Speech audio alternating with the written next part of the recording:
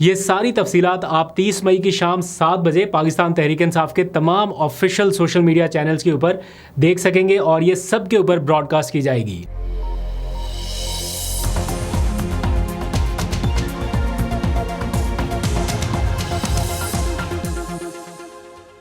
बिस्मिल्लाहिर्रहमानिर्रहीम, अस्सलाम वालेकुम। पाकिस्तान और दुनिया भर में देखने और सुनने वालों को अब्दुल कादिर का सलाम और जिलहज बहुत बहुत मुबारक।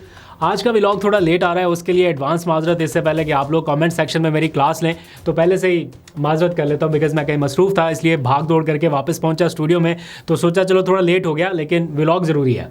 दूसरा, आज 28 मई यौम तकबीर की एक्टिविटीज़ रहीं, तो उस हवाले से भी आपको मुबारक के एटमी मुल्क के बासी हैं हम, तो ये भी एक हमारे लिए नेशनल इवेंट ही है। ऑल्दो के हमारे national hero doctor Abdul Qadeer Khan को उस तरह से हुकूमती सतह पर वो पजीराई नहीं मिल सकी जो इस वक्त अवामी सतह पर और सोशल मीडिया पर मतलब सारे लोग मिल के जिस तरह से उनको ट्रिब्यूट पेश कर रहे हैं, जिस तरह से उनको खिराज तहसीन पेश कर रहे हैं, तो हमारी तरफ से भी अब्दुल कदीर मरहूम को ख़ास तौर पे खिराज तहसीन। क्या हो जाता अगर अखबार में शाया की गई इन सारी तस्वीर के साथ ये इतने बड़े बड़े इश्तिहार जो कौमी टैक्स पेयर से जारी किए जाते हैं, इनमें अब्दुल कदीर ख़ान की भी तस्वीर लगा देते, थोड़ी सी एक छोटी सी तस्वीर ही ऐड कर देते, कुछ नहीं जाता, कोई क्रेडिट कहीं इधर उधर नहीं चला जाता। सोशल मीडिया पर भी मैं देख रहा हूँ, नेशनल मीडिया के ऊपर भी देख रहा हूँ, दो सियासी जमातों की एक क्रेडिट लेने की दौड़ चल रही है। एक कह रहा है जनाब जुल्फ़िकार अली भुट्टो का क्रेडिट है, दूसरा कह रहे नहीं जनाब मियाँ साहब का क्रेडिट है। तो इस सारे मामले में इन दोनों ने बैठ के तो ये सारा कुछ नहीं किया ना।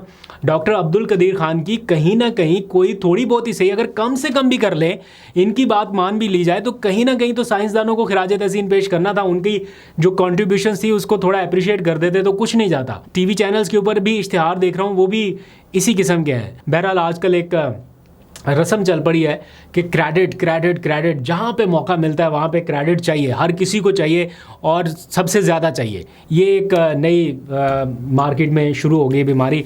अल्लाह ताला रहम करे पाकिस्तान पर। बहरहाल मैं ये जानकर अच्छा लगा कि पाकिस्तान तहरीक इंसाफ ने उन्हें खिराज तहसीन पेश किया। उनकी टाइमलाइन के ऊपर अगर आप देखें तो मुसलसल डॉक्टर अब्दुल कदीर ख़ान के हवाले से पोस्टें आ रही हैं और इवन इमरान खान के हवाले से भी एक पोस्ट शेयर की गई थी, जिसमें मुझे याद नहीं पड़ता कि ये कौन सी तकरीब है, लेकिन जब वो प्राइम मिनिस्टर थे तो ये वज़ीर-ए-आज़म सेक्रेटेरिएट में किसी तकरीब के दौरान उन्होंने ना सिर्फ डॉक्टर अब्दुल कदीर ख़ान को ज़बरदस्त खिराज तहसीन पेश किया, बल्कि उनके लिए खसूसी दुआ का भी एहतमाम कराया गया। पहले अब्दुल कदीर ख़ान के लिए हम दुआ कर लें, बहुत अजीम पाकिस्तानी थे। तो ये सारा कुछ था। बहरहाल डॉक्टर अब्दुल कदीर ख़ान साहब के लिए एक शेर है जो शायद उनकी रहलत के बाद उनसे बड़ा मैच करता है। वो एक गाना भी है इसके ऊपर कि जब नाम पुकारे जाएंगे सब अहले वफा के ए यारो, तब मैं भी पुकारा जाऊंगा, मैं याद वफा को आऊँगा। तो ये उनके नाम से मंसूब हो सकता है शेर के, जब अहले वफा के नाम पुकारे जाएंगे तो आपका नाम सरे फहरिस्त रहेगा कि आपने वतन से वफा की थी। एनी हाउ, आगे बढ़ते हैं, ज़रा सियासी मामलात के ऊपर बात कर लेते हैं। पीटीआई की एहतजाजी तहरीक इन दिनों हर जगह पे हेडलाइंस में है, नेशनल डिबेट बन चुकी है सोशल मीडिया पर और नेशनल टेलीविज़न चैनल्स के ऊपर भी अब यही जिक्र हो रहा है, क्योंकि इमरान खान की तरफ से कॉल आ गई कि जनाब तैयारी कर लीजिए। इस तैयारी के साथ साथ एक और तैयारी भी हो रही है कि विकेट के दोनों तरफ खेलने वाले जो अनासर हैं, पहले उनको ज़रा साइड लाइन किया जाए या उनकी रिप्लेसमेंट की जाए, क्योंकि अगर कोई 10 इवेंट्स में भी आपके साथ धोखा कर चुका है या आपको डबल विकेट मैच के मनाजर दिखा चुका है, तो वो 11वें इवेंट में भी यही सारा कुछ कर सकता है। इसके लिए बड़ा ज़रूरी है कि पहले अपनी तैयारी ग्राउंड के साथ साथ पार्टी के अंदर भी की जाए। और अब एहतसाब का मुतालबा पार्टी के अंदर से भी उठ रहा है और उसकी एक तरह से शुरुआत भी हो चुकी है। जो लोग इन मेन इवेंट्स के ऊपर जहां पर इमरान खान के हवाले से आवाज़ उठाई जा रही है, फॉर एग्जांपल कोई इस्लामाबाद हाई कोर्ट में है, कोई सिंध हाई कोर्ट में है, कोई इलेक्शन कमीशन के बाहर है, कोई लाहौर हाई कोर्ट में है, तो जहाँ पर सबकी जिम्मेदारियाँ लगाई जाती हैं कि जनाब आप यहाँ पर पहुँचें, अपनी प्रेजेंस शो करें, लोग कहाँ से आ जाते हैं।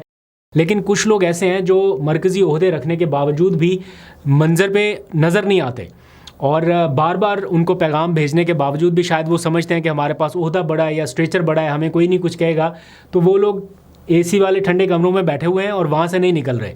तो अब उन लोगों को एक तरह से शोकाज नोटिस देने की बहस चल पड़ी है पार्टी में कि ऐसे लोगों को कम अज़ कम और कुछ नहीं तो शोकाज नोटिस तो दिया जाए, उनका नाम सोशल मीडिया के ऊपर आए, लोगों को पता चले कि यार इनकी कंट्रीब्यूशन क्या है, क्या ये आ रहे हैं नहीं आ रहे।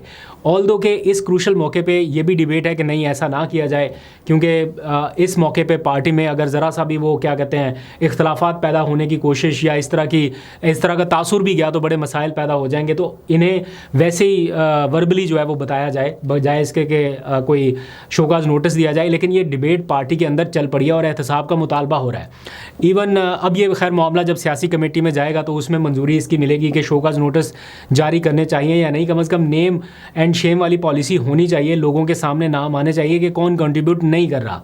प्लस मैं देख रहा हूँ कि पार्टी के अंदर अब एहतसाब का मामला इस कदर ज़ोर शोर से इसका एक वो मुतालबा दोहराया जा रहा है कि आमिर मुग़ल साहब हैं इस्लामाबाद के प्रेसिडेंट, उन्होंने अब तकरीर करते हुए सबके सामने ये कह दिया कि बैरिस्टर गौहर और जो सेक्रेटरी जनरल है सलमान अकरम राजा वो एहतसाब शुरू करें पार्टी में और सबका एहतसाब अक्रॉस द बोर्ड करें, तमाम पूरे मुल्क के अहदेदारों का, और ऐसे लोगों को सामने लाया जाए जो कहीं छुप के बैठे हुए हैं। उनका ये कहना है कि ऐसी डील या ऐसा पैकेज जो है लोगों के पास मौजूद है जिसमें ये कहा जाता है कि आपने सड़क बंद नहीं करनी है, एहतजाज नहीं करना, आप सिर्फ मंजर आम पे आएँ, फ़ोटोशूट कराएं, हम एक FIR दर्ज करेंगे, आपको गिरफ़्तार नहीं करेंगे। ये आमिर मुग़ल साहब कह रहे हैं और ऐसा ही वो कह रहे हैं ऐसी ऑफ़र बहुत सारे लोगों के पास है और वो इसको अवेल कर रहे हैं। हमारे पास भी वो कह रहे हैं कि ये ऑफ़र है, हमें भी ये कहा जाता है कि सिर्फ FIR करेंगे, गिरफ़्तार नहीं करेंगे, लेकिन आपने एहतजाज नहीं करना। मैं अपनी लीडरशिप से, अपने चेयरमैन मोहतरम बैरिस्टर गौहर खान साहब से और अपने सेक्रेटरी जनरल जनाब सलमान अकरम राजा साहब से ये गुजारिश करूंगा कि जनाब खुदारा एहतसाब करें। सबसे पहले अपने आप को एहतसाब के लिए पेश करता हूं। एहतसाब के बगैर हम आगे नहीं बढ़ सकते। ये मुतालबा है सारे कारकुनान का, मुतालबा है या नहीं? हाथ खड़ा करके बताएं जरा। और ये कैसे मुमकिन है कि काम करने वाला और ना करने वाला बराबर हो, कुर्बानियां देने वाले और ना देने वाले बराबर हो? और ये पैकेज तो मुझे भी मिलता है कि 2 मिनट के लिए निकलो, फोटो शूट करवाओ, पर्चा देंगे, फेस सेविंग देंगे, आपने रोड नहीं बंद करना है, एहतजाज नहीं करना, उनको तंग नहीं करना, वो आपको तंग नहीं करेंगे, पर्चा दे देंगे, गिरफ्तार नहीं करके आप भी खुश, वो भी खुश, पार्टी भी खुश। और ये डील मेरे टेबल पे बड़े अरसे से पड़ी हुई है। मैं ये डील नहीं उठा रहा, इसलिए बार बार जेल भी जाता हूं, मफरूरियां भी काटता हूं, पर्चे भी जीतता हूं, सारे जुल्म सितम होते हैं, लेकिन मैं इमरान खान के साथ गद्दारी नहीं कर सकता। तो वो ये बता रहे हैं पार्टी की लीडरशिप को कि अंदर ऐसे बहुत सारे लोग मौजूद हैं जो दिखाने को कुछ और हैं लेकिन हकीकत में कुछ और हैं। तो इस सारे मामले में जब PTI एक एहतजाजी तहरीक की जानिब बढ़ रही है तो KPK की तरफ तो सबकी नज़रें हैं कि KPK निकल आएगा। वो बाय डिफ़ॉल्ट भी निकल आता है, वहाँ पे उनकी हुकूमत भी है, अटक पुल तक आने की सहूलत भी मिल जाती है, जो हुकूमती वसाइल हैं कहीं ना कहीं वो भी इस्तेमाल हो जाते हैं, रुकावटें नहीं होती, वो एक अलग उनके लिए प्लस एज हो जाता है। लेकिन पंजाब की तरफ असल चीज़ है। अगर मैं आपको कहूँ एक लम्हे के लिए आप पंजाब की लीडरशिप का नाम बताएं, अभी फौरी तौर पे किसका इमेज आपके जहन में आता है? शायद बहुत कम लोग रह गए हैं, सिर्फ आलिया हमज़ा का नाम आ रहा होगा क्योंकि वो बहुत ज़्यादा एक्टिव हैं और बहुत ज़्यादा काम कर रही हैं। उसके अलावा शायद कोई 2nd-3rd टियर की लीडरशिप में कोई ऐसा अहदेदार हो या ऐसा कोई बंदा हो जो बहुत काम कर रहा है। अदरवाइज़ जो मरकज़ी लीडरशिप है वो तो सारी की सारी ज़ेरे अताब है इस टाइम। ना हमाद अज़हर है, ना मियाँ महमूद रशीद हैं, ना एजाज चौधरी साहब हैं, ना उमर चीमा है, ना यास्मीन राशिद हैं। ये सारे के सारे लोग जिनके हाथ में PTI की बागडोर थी वो तो सारे बेचारे केसेस भुगत रहे हैं। तो अब बाकी कौन है? तो बड़ी ज़रूरत है कि पंजाब को निकालने के लिए वहाँ पे ज़रा तंजीम साजी का काम तेज़ किया जाए। और मैं देख रहा हूँ कि धड़ाधड़ अब नोटिफिकेशन जारी होना शुरू हो गए हैं। कुछ ओहदे ऐसे लोगों को दिए जा रहे हैं जो बहुत ज़्यादा मकबूल नहीं हैं लेकिन पार्टी के लिए दिन रात काम कर रहे हैं, जिन्होंने मारे खाई हुई हैं, जो ज़ख्मी हुए हैं, जिन्होंने बहुत मुश्किल वक्त देखा हुआ है, उनको ओहदे जो है वो दिए जा रहे हैं। और इन ओहदों की निगरानी के लिए या ओवरऑल तंजीम के मामलात को मॉनिटर करने के लिए एक और कमेटी कायम कर दी गई है जो इस सारे मामलात की निगरानी करेगी। इमरान खान की हिदायत पर सलमान अकरम राजा, उमर अयूब खान और अपोजिशन लीडर जो पंजाब असम्बली में है अहमद खान बच्चर और साथ में अकरम उस्मान जो अभी हाल ही में रिहा होकर आए, इनको एक कमेटी में बना दिया गया या शामिल कर दिया गया है कि ये लोग तंजीमी मामलात को देखेंगे। अब इसमें आलिया हमज़ा का नाम इसलिए भी शामिल नहीं है कि आलिया हमज़ा और इतने कामों में उलझी हुई हैं और पूरी जो तंजीम के मामलात हैं या पंजाब की लीडरशिप के हवाले से फ़ैसले हैं सारे के सारे वो कर रही हैं, तो उनके पास करने को और बहुत सारे काम हैं। तो उनकी मुआवनत के लिए नीचे ये कमेटी जो है वो कायम कर दी गई है। मीनवाइल अब इसका टेस्ट साथ साथ चल रहा है क्योंकि समरियाल में सियालकोट में PP52 में इलेक्शन भी है 1 जून को, तो सारी तवज्जो अब उस तरफ भी हुई है। हम देख रहे हैं कि ज़बरदस्त कैंपेन जारी है वहाँ पे। इस टाइम भी जब मैं आपसे बात कर रहा हूँ तो फुल ढोल ढमक्के बज रहे हैं, क्योंकि ढोल इंतखाबी निशान भी है कैंडिडेट का जो PTI की हैं, और साथ में आलिया हमज़ा वहाँ पे पहुँची हुई हैं। जितने भी ओहदेदार आने हैं उनको वक्फे से वहाँ पे बुलाया जा रहा है और बताया गया है कि 30 मई को जलसा करने का भी कोई प्लान बनाया गया है। ऑल्दो कि अभी तक इजाज़त नहीं मिली, लेकिन ये फैसला हुआ है कि जलसा किया जाएगा। वैसे इनकी कॉर्नर मीटिंग्स जो हैं वो भी जलसे में बदल रही हैं, करने दिया जाए या ना दिया जाए वो अलग बहस है, लेकिन एक्टिविटीज़ ज़रूर जनरेट हो रही हैं। दूसरी जानिब अगर PMLN के कैंडिडेट को देखें, सोशल मीडिया के ऊपर ही अगर आप PP52 संबड़ियाल लिख के इलेक्शन की एक्टिविटीज़ को अगर मॉनिटर करना शुरू करें, जज करना शुरू करें, तो आपको पता चलेगा कि 70 to 80% एक्टिविटीज़ जो हैं वो PTI की नज़र आ रही हैं आपको, और दूसरे फ्रीक की इतनी एक्टिविटीज़ नहीं है।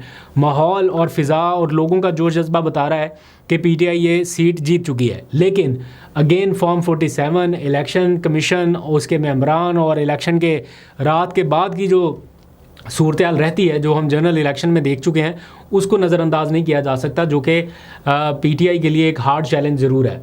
कैसे इससे निपटा जाएगा, इस बारे में इन्हें कोई हिकमत अमली बनाना होगी कि किस तरह से मेक श्योर करें कि फॉर्म 45 के अकॉर्डिंग ही सारे नतायज जो हैं वो आ सकें। खैर, इस सारे मामले में एक ख़बर और भी है कि पाकिस्तान तहरीक इंसाफ ने एक डॉक्यूमेंट्री तैयार की है 1 घंटे पर मुश्तमिल, जिसमें 3 साल ये जो टाइम गुजरा है इमरान खान की हुकूमत ख़त्म होने के बाद से लेके आज दिन तक, इसमें बहुत कुछ हुआ, PTI के ख़िलाफ़ बहुत कुछ हुआ, जिसमें ह्यूमन राइट्स वायलेशन शामिल हैं, बुनियादी इंसानी हकूक़ की खिलाफ वर्जियाँ, फिर मीडिया ब्लैकआउट, सेंसरशिप, जबरी गुमशुदगियाँ और बहुत सारी चीज़ें ऐसी हुई हैं जिनको वक्तन फ़वक्तन आप लोगों तक पहुँचाया जाता है। अब उसके ऊपर एक वर्जन 1 या वॉल्यूम 1 आप कह सकते हैं, वो एक पूरा 1 घंटे का डॉक्यूमेंट्री या दस्तावेज़ी फ़िल्म तैयार कर ली गई है, और ये बताया गया है कि ये बैक वक्त PTI के तमाम सोशल मीडिया प्लेटफॉर्म्स पर रिलीज़ की जाएगी 30 मई की शाम 7 बजे। जितने भी सोशल मीडिया प्लेटफॉर्म्स हैं सबके ऊपर आ जाएगी, तो अगर आप देखना चाहें तो उस दिन देख सकते हैं। कल इमरान खान से मुलाकातों का दिन भी है, कल भी काफ़ी सारी डेवलपमेंट्स होनी है, ख़बरें आएंगी, आपको पता चलेगा, क्योंकि फहरिस्त जो है वो दे दी गई है अडयाला जेल हुकाम को कि ये लोग इमरान खान से मिलेंगे, फिर वहाँ से कुछ ना कुछ मैसेजेस भी कन्वे होंगे, वो भी आपके सामने रखेंगे। इसी सारी सूरत हाल में डॉन अखबार में एक इदारिया लिखा गया है जो कि डॉन इंतज़ामिया की अपनी राय जिसे कहा जा सकता है, और उसमें ये बताया गया है कि इमरान खान जेल में इतने अरसे क्यों कैद हैं, क्या वजूहात हैं, और अभी जो पॉलीग्राफिक टेस्ट कराने की बातें हो रही हैं, ये सारी चीज़ों को उन्होंने समराइज़ करते हुए लिखा है कि इमरान खान एक साबिक वज़ीर आज़म हैं, उनके साथ आम कैदियों जैसा मुजरमाना सलूक जो है वो नहीं होना चाहिए, या आम मुजरमों जैसा सलूक नहीं होना चाहिए, और ये जो पॉलीग्राफिक टेस्ट जैसी सिचुएशन है ये क्रेडिबल नहीं है, ये टेस्ट इतने क्रेडिबल नहीं है, उनको इस मरहले से गुजारना ये बेसिकली ऐसा ही है कि उनकी जेल का जो दौरानिया है उसको किसी तरह से तूल दिया जाए या लंबा किया जाए। इसके अलावा ये इसमें कोई और संजीदा पहलू नज़र नहीं आ रहा। तो ये एक चीज़ सामने आई है, और फिर कल जो मुलाकातें होंगी उसमें इमरान खान एक बार फिर ऑब्वियसली एहतजाजी तहरीक के हवाले से और बहुत सारे जो मामला चल रहे हैं उन पर अपनी राय का इजहार करेंगे। जाते जाते एक आखिरी खबर ये कि पाकिस्तान के लिए इस सारे माहौल में एक अच्छी खबर ये है कि जो अफ़गान तालिबान हैं उन्होंने एक बाकायदा बयान जारी कर दिया है। अफ़गान तालिबान की जो हुकूमत है, हुकूमत के जो इंतज़ामी लोग हैं, उनमें से एक ने ये मैसेज जारी किया है कि पाकिस्तान के ऊपर हमले ना किए जाएं, और अगर पाकिस्तान के ऊपर हमला होता है तो ये अमीर की अताअत की नाफरमानी होगी या अमीर की नाफरमानी होगी। यानी एक बड़ा क्लियर मैसेज दिया गया है कि पाकिस्तान के अंदर जो कार्रवाइयाँ हो रही हैं, जो दहशतगर्दी के हमले हो रहे हैं, उनको रोका जाए। तो ये पाकिस्तान के एक सफारती महाज पे समझ लीजिए या ओवरऑल डिप्लोमेटिक फ्रंट, कुछ भी आप कह लीजिए, ये एक हौसला अफजा ख़बर है कि जो हमारा मगरबी बॉर्डर काफ़ी गर्म रहता है ये दहशतगर्दी की कार्रवाइयों के अतबार से, इसमें हमें शायद आने वाले दिनों में कुछ रिलीफ मिलने की तवक्को है।